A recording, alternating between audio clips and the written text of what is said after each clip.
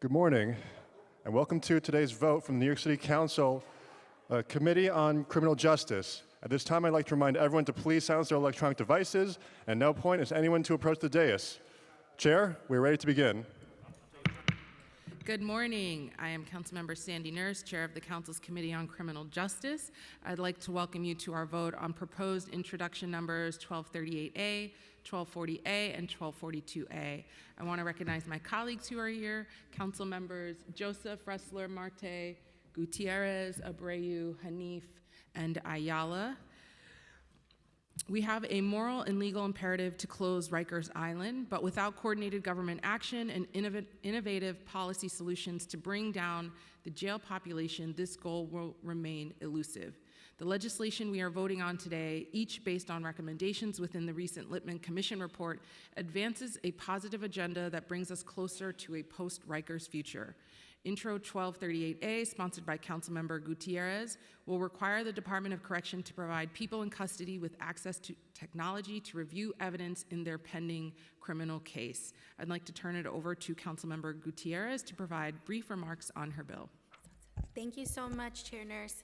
Thank you for the opportunity to speak. I'm so proud that this council is voting to pass Intro 1238, bringing discovery tablets to all correctional facilities.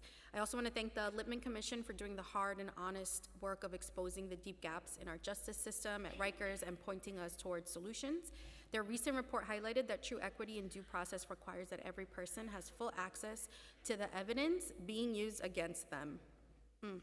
Right now, people in custody face enormous barriers to defending themselves. It is much harder, if not impossible, to meaningfully participate in your own defense simply due to a lack of access. Technology has transformed nearly every part of our lives, including our courts and justice system, so it must transform in our jails as well. By providing secure tablets for evidence review, Intro 1238 brings us closer to fairness, transparency, and justice for all New Yorkers. If everyone could settle down, please.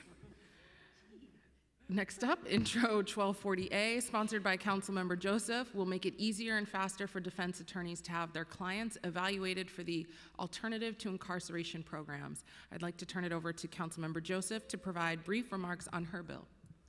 Thank you, Chair Nurse. I'm delighted that my bill, Intro 1240, is being voted on today. This bill will require that the Mayor's Office on Criminal Justice, upon request of a person in custody or the attorney, to conduct a holistic needs assessment when one is required for acceptance into a court-based alternative to incarceration program.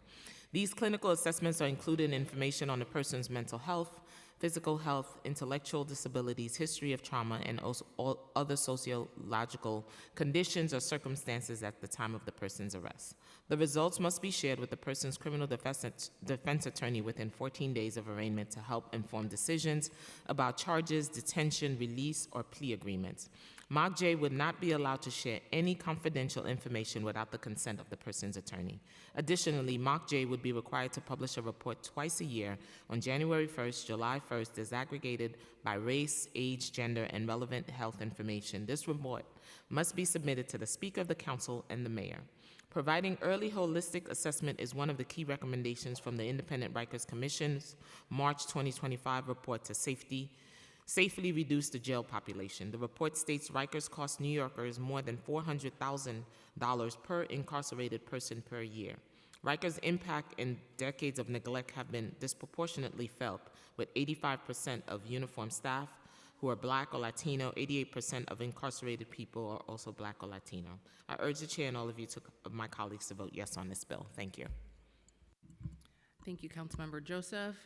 Finally, my legislation, Intro 1242A, establishes a structure to ensure New York City is taking a whole-of-government approach and all necessary actions to reduce the jail population, construct the borough-based jails, and plan for the future use of Rikers Island for environmental sustainability purposes. In addition to the citywide coordination required by this legislation, the bill requires that the Department of Correction to develop plans that will prevent the dangerous conditions on Rikers Island from being replicated in the borough-based jails. Thank you all for your support on this legislation, and I urge my colleagues to vote aye. With that, I now call on the clerk to call the roll. Good morning, William Martin, Committee Clerk. Roll call vote, Committee on Criminal Justice. All items are coupled. Chair Nurse. I vote aye. Ayala. Aye. Kaban, Aye. Abreu, Aye. Hanif, Aye. Marte, Aye. Narcisse, Aye. Wrestler, Aye, and congrats to my colleagues on great bills. Stevens.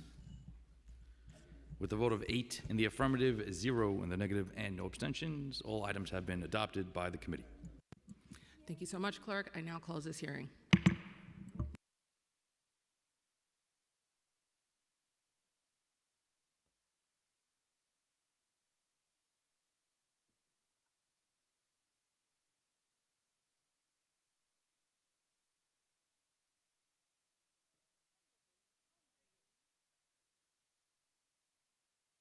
Testing.